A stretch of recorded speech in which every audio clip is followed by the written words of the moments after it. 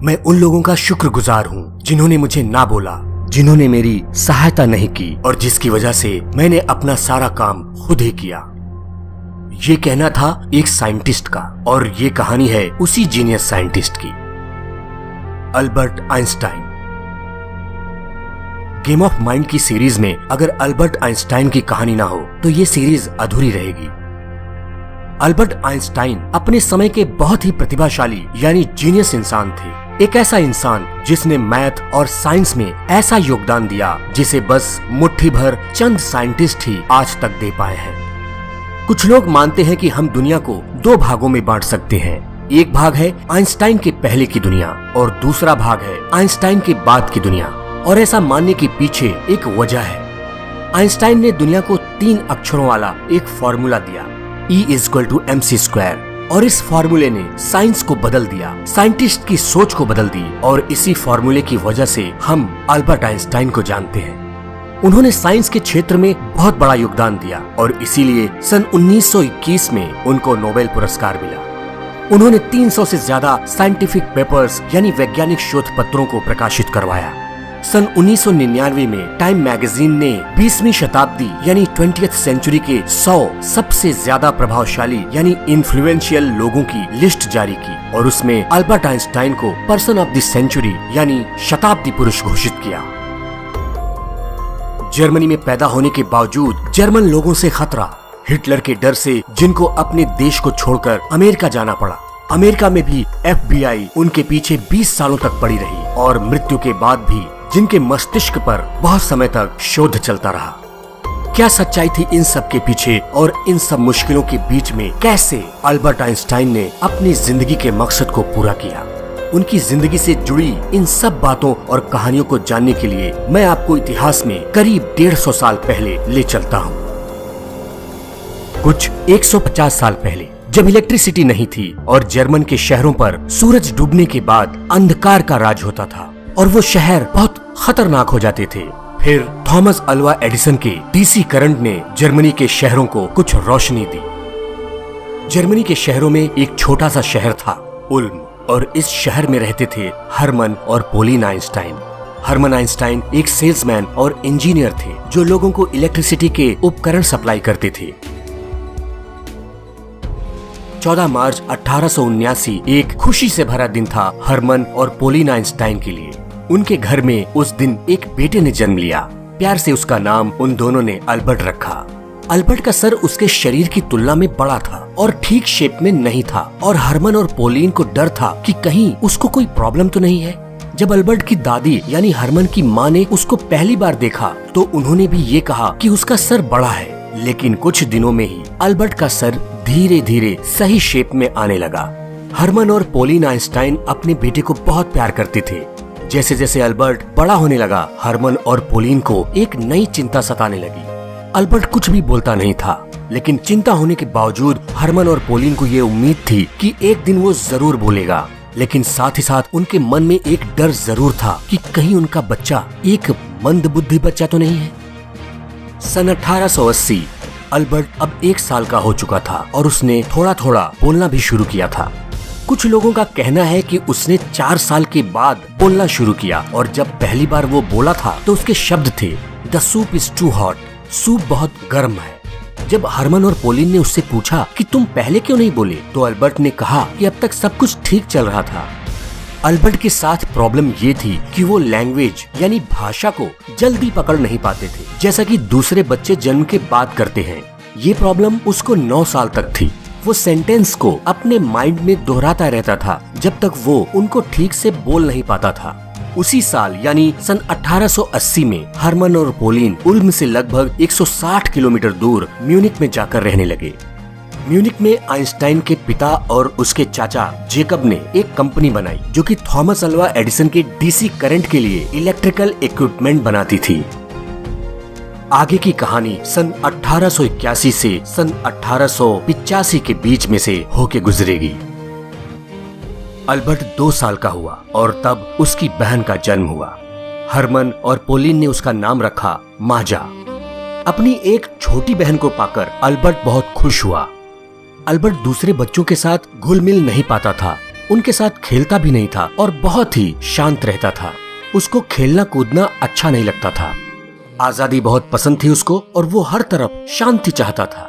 Albert बचपन में अपने पिता से कहता था कि वो बड़ा होकर सेना में सिपाही नहीं बनेगा।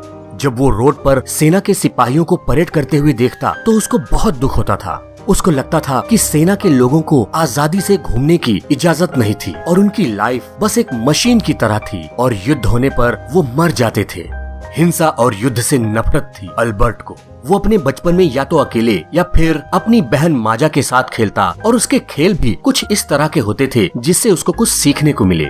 उसको घूमना बहुत पसंद था और नेचर यानी प्रकृति से लगाव बहुत था। नदी को, पहाड़ को, आसमान को देखकर उसके मन में बहुत से सवाल आते थे। ब्रह्मांड में छुपे रहस्यों को जानने की जिज्ञासा उसके मन में बनी रहती थी। धीरे धीरे ढेर सारे सवालों को लिए अल्बर्ट अब 5 साल का हो गया था और अब तक वो ठीक से बोलने भी लगा था। उसके बर्थडे पर हरमन ने उसको एक चुंबकीय दिक्सूचक यानी मैग्नेटिक कंपास दिया। ऐसा गिफ्ट पाकर अल्बर्ट को बहुत अच्छा लगा। वो मैग्नेटिक कंपास को देखता रहता और सोचता कि इसकी सुई हमेशा नॉर्थ यानी उत्तर की तरफ ही क्यों रहती है। उसको लगता था कि उसमें ऐसा कुछ जरूर होगा जो उसकी सुई को हिलाता है, पर वो मुझे दिखता नहीं। इस तरह के और भी सवाल अल्बर्ट के माइंड में आते रहते थे। कहानी अब 1885 से 1888 के बीच में से गुजरेगी।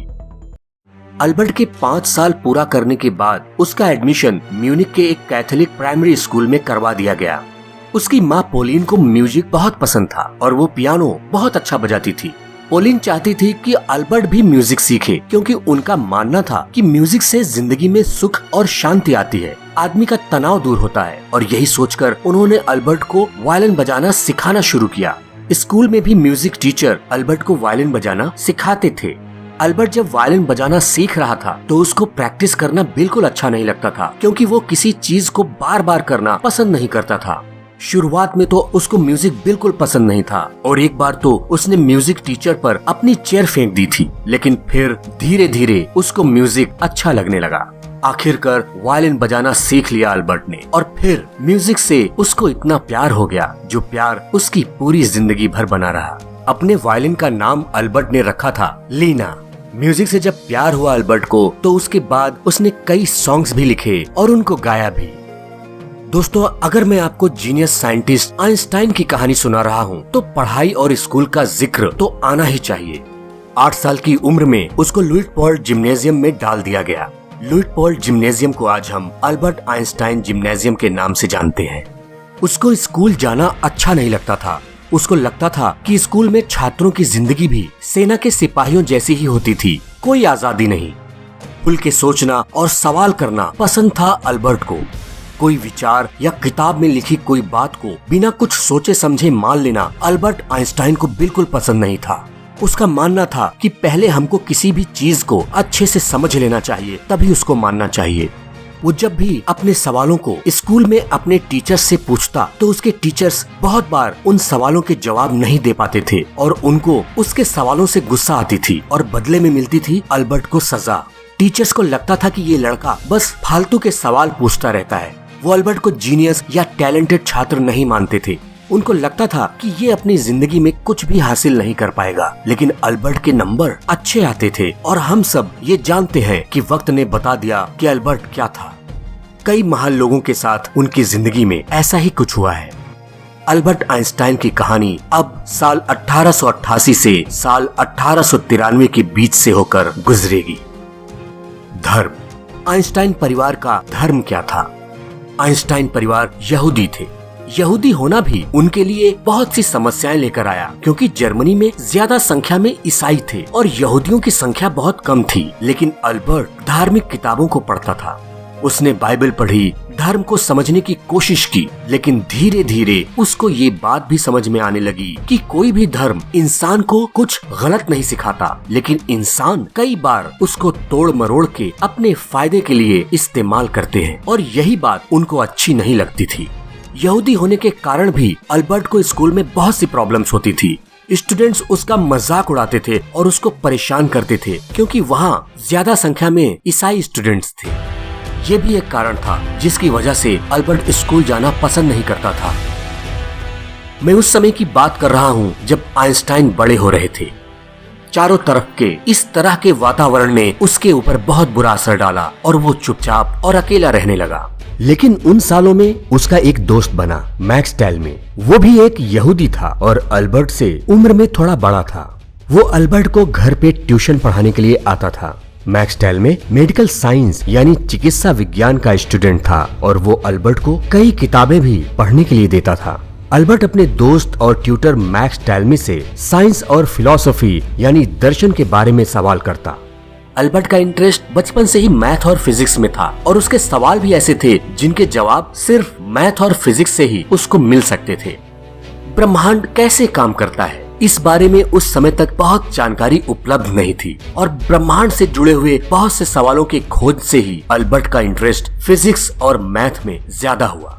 अपनी उम्र के हिसाब से वो मैथ और फिजिक्स का नॉलेज दूसरे बच्चों से ज्यादा रखते थे। मैक्स टेलमे ने बताया था कि जब उसने 12 साल के अल्बर्ट को जियोमेट्री की टेक्स्ट बुक दी तो उसने उस बुक को एक ही गर्मी की छुट्टियों में पढ़ ली और उन्हीं छुट्टियों में उसने जियोमेट्री और अलजेब्रा भी सीखी। 12 साल के अल्बर्ट ने खुद से ही पाइथागोरियन थ्योरम की ओरिजिनल प्रूफ यानी मूल प्रमाण की खोज की। मैक्स टेलमे ने बताया कि जल्दी ही अल्बर्ट हायर मैथमेटिक्स को पढ़ने और समझने लगा और कुछ समय में वो मुझसे भी आगे निकल गया। जियोमेट्री और अलजेब्रा को गहराई से समझने में लग गया अल्बर्ट। उसको लगा कि नेचर यानी प्रकृति को एक मैथमेटिकल स्ट्रक्चर यानी गणितीय संरचना के रूप में समझा जा सकता है। उसने 12 साल की उम्र में कैलकुलस पढ़ा और 14 साल की उम्र में उसने इंटीग्रल कैलकुलस में महारत हासिल कर ली। जर्मनी के एक फिलोसोफर इमैनुअल कैंट ने क्रिटिक ऑफ प्योर रीजन नाम की एक किताब लिखी थी जिसमें उन्होंने मेटाफिजिक्स के लिमिट्स और स्कोप को बताया था। मेटाफिजिक्स फिलॉसफी का एक ब्रांच है। अल्बर्ट ने कैंट के क्रिटिक ऑफ प्योर रीजन किताब को पढ़ डाला। अल्बर्ट उस समय बस 13 साल का था लेकिन उसको कैंट की बातें पूरी तरह से समझ में आ गई थी। अल्बर्ट के अंकल जेकब भी उसके साथ रहते थे। वो एक इंजीनियर थे और अल्बर्ट को उनके साथ बहुत अच्छा लगता था क्योंकि जेकब की वजह से ही अल्बर्ट की रुचि मैथ में बढ़ी थी। जब अल्बर्ट को बीजगणित यानी अलजेब्रा समझ में नहीं आ रहा था तो जेकब ने उसको बहुत ही सिंपल तरीके से अलजेब्रा समझाई थी। जेकब ने बताया कि अलजेब्रा बहुत ही मजेदार विषय है। उसमें हम एक छोटे जानवर का शिकार करते हैं। उस जानवर का नाम हमको नहीं पता इसलिए हम उसको एक्स कहते हैं। फिर जब हम उस जानवर का शिकार करके उसको पकड़ लेते हैं तो हम उसे सही नाम देते हैं। यही होता है अलजेब्रा यानी बीजगणित में। अल्बर्ट के लिए उनका घर ही सबसे बड़ा स्कूल था जहाँ पर उसने बहुत कुछ सीखा। साइंटिफिक एक्सपेरिमेंट यानी वैज्ञानिक अनुसंधान करने की प्रेरणा भी अल्बर्ट को घर से ही मिली और इसमें उसका साथ दिया था उसके पिता और चाचा ने, क्योंकि वो चाहते थे कि अल्बर्ट भी बड़ा होकर इंजीनियर बने और वो ये भी जानते थे कि अल्बर्ट का स्वभाव क्या है और साथ ही साथ वहाँ यहूदियों को कितनी समस्याएं थी। इसलिए स्कूल में अगर अल्बर्ट के मार्क्स किसी सब्जेक्ट में कम आते थे तो वो उसको कुछ भी नहीं बोलते थे। साल 1894, 13 साल के हो चुके अल्बर्ट के पिता हरमन और चाचा जेकब की कंपनी ने म्यूनिक में इलेक्ट्रिक सप्लाई करने के लिए एक बिड यानी बोली में हिस्सा लिया, लेकिन वो काम उनको नहीं मिला।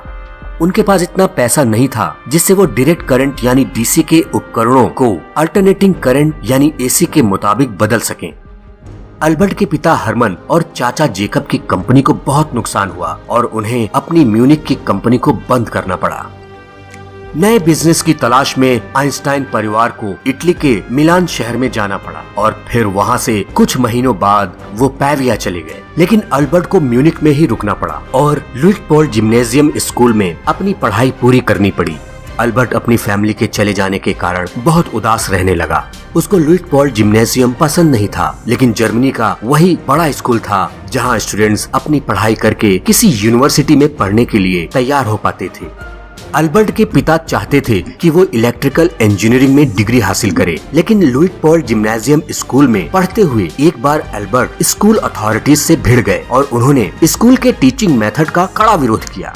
अल्बर्ट कहता था कि यहाँ पर हमको सिर्फ रटाया जाता है, हमारी क्रिएटिव थॉट और किसी चीज को सही ढंग से सीखने के लिए कोई कुछ नहीं सोचता। अल्बर्ट उस स्कूल में एक दिन भी पढ़ना नहीं चाहते थे और दिसंबर 1894 में वो बीमारी का बहाना करके पैविया में अपने फैमिली के पास चले गए। अल्बर्ट को इटली बहुत अच्छा लगा। इटली में बड़े बड़े संग्रहालय, देखने लायक खूबसूरत जगहें और कला और सांस्कृतिक केंद्र भी थे जो अल्बर्ट को बहुत अच्छे लगे और उसको यहाँ पढ़ने और सोचने के लिए बहुत कुछ मिला। वो संगीत सुनता, पहाड़ों पर चला जाता और नाव भी चलानी सीखी। अल्बर्ट कहता था कि उसका इटली में गुजरा हुआ वक्त बहुत अच्छा था। अल्बर्ट ने साल 1894 में अपना पहला रिसर्च पेपर लिखा जिसका टाइटल दिया था उसने on the investigation of the state of the ether in a magnetic field. 15 साल के थे वो। उसने इस रिसर्च पेपर को अपने अंकल सीजर कोच को पढ़ने और अपनी एक्सपर्ट राय देने के लिए भेजा। साथ ही साथ उसने एक छोटा सा नोट भी लगाया और उसमें लिखा कि मुझे बुरा नहीं लगेगा कि अगर आप मेरे रिसर्च पेपर को नहीं पढ़ते हैं, लेकिन कम से कम आप ये जरूर देखेंगे कि मैंने लिखने की कोशिश एक अच्छे राइटर के जैसे की है जो मैंने अपने माता पिता से सीखा है। साल 1895, अल्बर्ट 16 साल के थे। घर वालों ने उससे कहा कि अब तुम बड़े हो चुके हो, अब तुम्हें अपनी जिंदगी के बारे में सीरियसली सोचना चाहिए, तुम एक इलेक्ट्रिकल इंजीनियर बनो। अल्बर्ट ज्यूरिख में स्विस फेडरल पॉलिटेक्निक के एंट्रेंस एग्जाम में बैठा। उस एग्जाम में वो फेल हो गया क्योंकि उसको भाषा, बॉटनी और जूलॉजी में कम मार्क्स मिले। इसके पीछे एक वजह फ्रेंच लैंग्वेज का होना भी था। अल्बर्ट को तब तक बहुत ज्यादा फ्रेंच नहीं आती थी, लेकिन उसके मार्क्स फिजिक्स और मैथमेटिक्स में अच्छे आए। स्विस फेडरल पॉलिटेक्निक के प्रिंसिपल ने अल्बर्ट को सलाह दी कि तुमने मैथ्स और फिजिक्स में अच्छे मार्क्स लाए हैं, इसलिए अगर तुम स्विट्जरलैंड के आराउ जगह में स्थित आर्गोवियन कॉन्टिनेंटल स्कूल में 1 साल की पढ़ाई करो तो तुम इस एग्जाम को जरूर पास कर लोगे। प्रिंसिपल की सलाह पर अल्बर्ट ज्यूरिख से 20 मील दूर आराउ चले गए अपनी सेकेंडरी स्कूलिंग को कंप्लीट करने। जॉस्ट विंटेलर जो स्विट्जरलैंड के एक स्कूल में टीचर थे, अल्बर्ट उनके यहाँ ही रहते थे और इसी वजह से उन दोनों के बीच अच्छी दोस्ती हो गई। लेकिन इसके साथ ही साथ अल्बर्ट को जॉस्ट विंटेलर की डॉटर से प्यार हो गया जिसका नाम था मैरी। धीरे धीरे अल्बर्ट और जॉस्ट विंटेलर की फैमिली में दोस्ती हो गई और ये दोस्ती बाद में रिश्तेदारी में भी बदल गई। मैरी के साथ शादी नहीं हुई अल्बर्ट की, लेकिन अल्बर्ट की बहन माजा की शादी जॉस्ट विंटेलर के बेटे पॉल के साथ हो गई। अल्बर्ट की जिंदगी का ये वो समय था जब फिजिक्स में उनका इंटरेस्ट और गहरा हो चुका था। पढ़ने के लिए बहुत कुछ था वहाँ पर उनके पास और अच्छे टीचर्स भी थे। अल्बर्ट स्कूल की लेबोरेटरी में कई एक्सपेरिमेंट करते। वो सोचते थे कि क्या मैं रोशनी के किरण को पकड़ सकता हूँ। अल्बर्ट खुद से यही प्रश्न पूछते थे और बाद में इसी प्रश्न ने उनके रिलेटिविटी यानी सापेक्षता के सिद्धांत को जन्म दिया था। साल 1896 में अपने पिता से अप्रूवल लेकर जर्मन किंगडम ऑफ वुटेम्बर्ग अपनी नागरिकता यानी सिटीजनशिप छोड़ दी ताकि उनको सेना में ना भेज दिया जाए और सितंबर 1896 में उन्होंने अपनी सेकेंडरी स्कूल की पढ़ाई अच्छे ग्रेड्स के साथ पास की और इसके बाद वो वापस आए और ज्यूरिख पॉलिटेक्निक में एडमिशन लिया। अल्बर्ट को प्यार हुआ था मैरी विंटेलर से जो उनसे 1 साल बड़ी थी। वो ओल्सबर्ग स्विट्जरलैंड चली गई एक टीचर बनकर। उस समय जो साइंटिस्ट थे वो ये मानते थे कि स्पेस यानी अंतरिक्ष में एक द्रव्य फैला हुआ है जिसको कहते हैं ईथर, लेकिन वो साइंटिस्ट इसको प्रूव नहीं कर पाए और अल्बर्ट भी इस बात को नहीं मानते थे। साल 1900 में जब अल्बर्ट 21 साल के थे उन्होंने federal polytechnic teaching diploma pass किया और इसी साल उनका एक research paper conclusions from the capillarity phenomena publish हुआ। डिप्लोमा करने के बाद अल्बर्ट को लगा कि अब वो भी स्टूडेंट्स को पढ़ा सकते हैं। वो पढ़ाना चाहते थे लेकिन वो दूसरे टीचर्स जैसा नहीं पढ़ाना चाहते थे, पर जैसा वो चाहते थे वैसा हुआ नहीं। वो जहाँ पर भी जाते वहाँ के कॉलेज के टीचर्स अल्बर्ट के डीप नॉलेज की वजह से डर जाते थे और इसलिए अल्बर्ट को कहीं पर भी टीचिंग की नौकरी नहीं मिली। 2 सालों तक वो टीचिंग की नौकरी की तलाश में यहाँ वहाँ भटकते रहे लेकिन उनको कहीं पर भी नौकरी नहीं मिली। बहुत फ्रस्ट्रेट हुए उन दिनों अल्बर्ट, लेकिन इसी बीच साल 1901 में अल्बर्ट को स्विस की सिटीजनशिप मिल गई और फिर साल 1902 में जब वो 23 साल के थे उनको स्विट्जरलैंड की कैपिटल बर्न में federal office for intellectual property यानी स्विस पेटेंट ऑफिस में एक असिस्टेंट एग्जामिनर लेवल 3 की नौकरी मिल गई। इस नौकरी को करते हुए अल्बर्ट को अपने रिसर्च पेपर्स पर काम करने और उनको पब्लिश करने का बहुत समय मिला। ये जॉब उनके लिए बहुत अच्छी थी क्योंकि उनको ऑफिस में बस कुछ ही घंटों का काम रहता था और वो अपना बाकी समय लिखने और रिसर्च करने में लगा पाते थे। वो पेटेंट ऑफिस में काम करते थे, इसलिए वहाँ पर आने वाले बहुत से पेटेंट एप्लीकेशंस को वो अच्छे से पढ़ते थे। पेटेंट ऑफिस में भी एल्बर्ट का काम अच्छा था और इसलिए वो वहाँ पर परमानेंट हो गए। अब ये कहानी आगे बढ़ेगी और गुजरेगी साल 1902 से साल 1905 के बीच में। पेटेंट ऑफिस में काम करते हुए अल्बर्ट ने डॉक्टरेट की डिग्री पाने के लिए कड़ी मेहनत करना शुरू किया और 30 अप्रैल 1905 में उन्होंने अपनी थीसिस कंप्लीट करके यूनिवर्सिटी ऑफ ज्यूरिख से पीएचडी की डिग्री हासिल की। जब अल्बर्ट आइंस्टाइन ज्यूरिख पॉलिटेक्निक में स्टडी कर रहे थे तो उनके साथ उनकी एक फेलो स्टूडेंट थी, मिलेवा मैरिज। वो एक इंटेलिजेंट स्टूडेंट थी। कहा जाता है कि मिलेवा मैरिज अल्बर्ट आइंस्टाइन के सक्सेस के पीछे की एक सीक्रेट वुमन थी, जिन्होंने आइंस्टाइन के रिसर्च में बहुत मदद की थी। आइंस्टाइन को मिलेवा से प्यार हुआ और उन दोनों ने सन 1903 में बर्न, स्विट्जरलैंड में शादी कर ली। वहीं पर यानी बर्न में ही आइंस्टाइन ने federal office of intellectual property में नौकरी की थी, जो मैंने आपको पहले बताया था। कहा जाता है कि आइंस्टाइन और मिलेवा मैरिज की शादी होने से पहले ही उन दोनों की एक डॉटर भी थी, लेकिन शायद किसी बीमारी की वजह से उसकी डेथ हो गई। आइंस्टाइन की उस डॉटर के बारे में लोगों को ज्यादा जानकारी नहीं है। सन 1904 में उनका एक बेटा हुआ, हंस अल्बर्ट। अब आपको वापस सन 1905 में ले चलता हूँ। अल्बर्ट लगातार रिसर्च करते रहे और अपने रिसर्च पेपर्स पब्लिश करवाते रहे। धीरे धीरे उनकी पॉपुलैरिटी बढ़ती रही। बचपन से एक सवाल उनके मन में हमेशा घूमता रहता था कि अगर वो लाइट की किरणों के ऊपर बैठकर चलेंगे तो दुनिया कैसी दिखेगी। ऐसी सोच और ऐसी जिज्ञासा होने के कारण उन्होंने फिजिक्स को बहुत गहराई तक समझा और बड़े बड़े एक्सपेरिमेंट्स भी किए। उस समय कुछ वैज्ञानिक लाइट की स्पीड यानी रोशनी की गति को मापने के ऊपर काम कर रहे थे, लेकिन उनको कोई सफलता नहीं मिल पा रही थी। अल्बर्ट ने बताया कि वो वैज्ञानिक क्यों असफल रहे। उन्होंने बताया कि वास्तव में लाइट की स्पीड एक जैसी रहती है और दुनिया की दूसरी चीजें उसके सापेक्ष यानी तुलनात्मक होती हैं। इसका मतलब क्या है? इसका मतलब मैं आपको एक एग्जाम्पल देकर बताता हूँ। मान लो कि आप एक रेलवे प्लेटफॉर्म पे खड़े हो और एक ट्रेन 100 किलोमीटर की स्पीड से आपके बगल से गुजरती है। आप कहेंगे कि ट्रेन की स्पीड बहुत तेज थी, लेकिन अगर एक ट्रेन जिसकी स्पीड 130 किलोमीटर है और आप उसमें बैठे हुए हैं, तो आप बगल वाली ट्रेन को जो 100 किलोमीटर की स्पीड से चल रही है देख के क्या कहेंगे? आप कहेंगे कि उस ट्रेन की स्पीड कम है। यही थ्योरी थी अल्बर्ट आइंस्टाइन की, जिसको थ्योरी ऑफ रिलेटिविटी यानी सापेक्षता का सिद्धांत कहा गया और इसी थ्योरी के कारण उनको एक महान साइंटिस्ट माना गया। ये रिलेटिविटी थ्योरी बस इतनी नहीं है, इसमें बहुत कुछ छिपा हुआ है, जिसने विज्ञान के लिए नई सोच के बहुत सारे दरवाजे खोल दिए थे। आइजैक न्यूटन एक महान वैज्ञानिक थे। उन्होंने कहा था कि समय हमेशा एक जैसा रहता है। आइंस्टाइन ने कहा कि समय यानी टाइम भी अन्य दूसरी वस्तुओं के सापेक्ष है। उनके इस सिद्धांत ने समय, अंतरिक्ष, गति और ग्रेविटेशन यानी गुरुत्वाकर्षण से जुड़े हुए विचार दिए, जिससे वैज्ञानिकों की सोच ही बदल गई। इसी सिद्धांत के आधार पर बना अल्बर्ट आइंस्टाइन का E=mc² का फेमस फार्मूला और इसी फार्मूले के हेल्प से एटॉमिक यानी परमाणु बम बनाया जा सका। अल्बर्ट आइंस्टाइन ने बताया था कि लाइट को हम छोटे छोटे बिंदुओं की एक धारा कह सकते हैं। इसी के कारण इलेक्ट्रिक आई यानी विद्युत नेत्र की बुनियाद रखी गई और इसी के कारण टेलीविजन, ध्वनि चलचित्र यानी टॉकी और दूसरे रिसर्च वर्क साइंटिस्ट ने पूरे किए थे। 1908 तक वो बहुत ही फेमस साइंटिस्ट बन गए थे और उनको यूनिवर्सिटी ऑफ बर्न में एक लेक्चरर की तरह अपॉइंट कर लिया गया। आइंस्टाइन बर्न में सन 1909 तक रहे।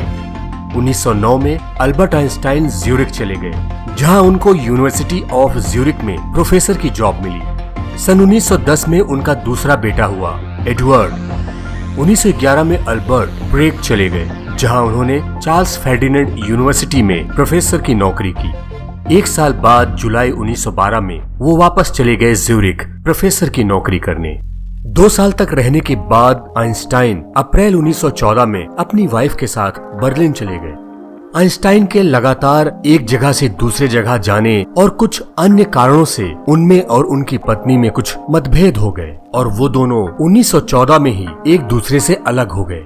आइंस्टाइन की वाइफ मैरिक अपने दोनों बेटों को लेके उनसे अलग हो गई और 5 साल बाद 1919 में दोनों का डिवोर्स हो गया। डिवोर्स के बाद आइंस्टाइन ने दूसरी शादी की एल्सा से। अल्बर्ट आइंस्टाइन एल्सा के कजिन थे। कहानी आगे बढ़ती है और सन 1921 में पहुंचती है। अब अल्बर्ट 42 साल के थे। 2 अप्रैल 1921 को आइंस्टाइन ने पहली बार अमेरिका में न्यूयॉर्क सिटी में कदम रखा। उनको वहां पर कोलंबिया यूनिवर्सिटी और प्रिंसटन यूनिवर्सिटी में लेक्चर्स देने के लिए बुलाया गया था। 1922 में उनको फिजिक्स में नोबेल पुरस्कार मिला। वो प्राइज उनको मिला था उनके थ्योरेटिकल फिजिक्स और खासकर लॉ ऑफ फोटोइलेक्ट्रिक इफेक्ट के ऊपर उनकी खोज पर। आइंस्टाइन ने नोबेल प्राइज मनी को अपनी पूर्व पत्नी मिलेवा मैरिज को दे दिया ताकि उनके दोनों बेटों की परवरिश अच्छे से हो सके। दिसंबर 1930 में आइंस्टाइन ने दूसरी बार अमेरिका में कदम रखा कैलिफोर्निया इंस्टीट्यूट ऑफ टेक्नोलॉजी में एक रिसर्च फेलो बनकर काम करने के लिए। सन 1933 जर्मनी में हिटलर बहुत ताकतवर हो चुका था। 1933 में आइंस्टाइन के बर्लिन वाले अपार्टमेंट पर नाजियों ने 2 बार रेड डाली। यहाँ तक कि नाजियों ने आइंस्टाइन की फोटो को जगह जगह पर चिपकाया और उनके सर पर $5000 का इनाम रखा और साथ ही साथ ये भी लिखा कि ये वो शख्स है जिसको अभी तक फांसी पे नहीं लटकाया जा सका है।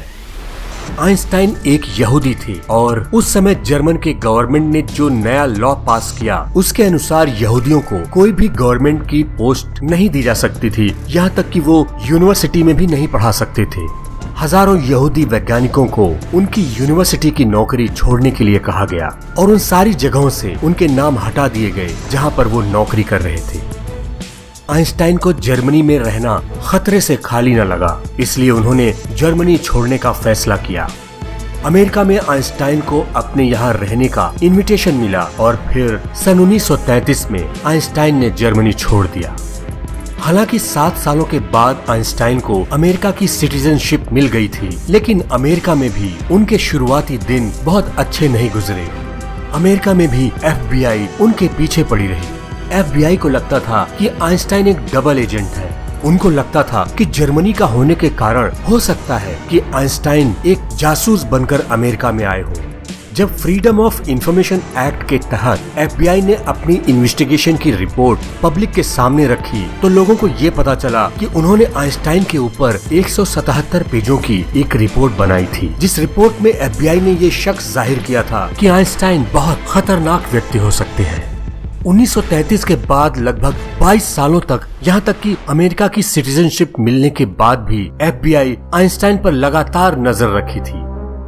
अगर ये वीडियो पसंद आया है तो प्लीज इसको लाइक और शेयर करना ना भूलें और अगर आप इस चैनल पर नए आए हो तो प्लीज इसको सब्सक्राइब कर लीजिए और नीचे बेल आइकन को हिट जरूर कर दें ताकि जब भी मेरी कोई वीडियो अपलोड हो तो आपको उसका नोटिफिकेशन मिल जाए और आप मेरे वीडियोस को मिस न कर सकें। आपके प्यार और सपोर्ट के लिए thank you so much friends.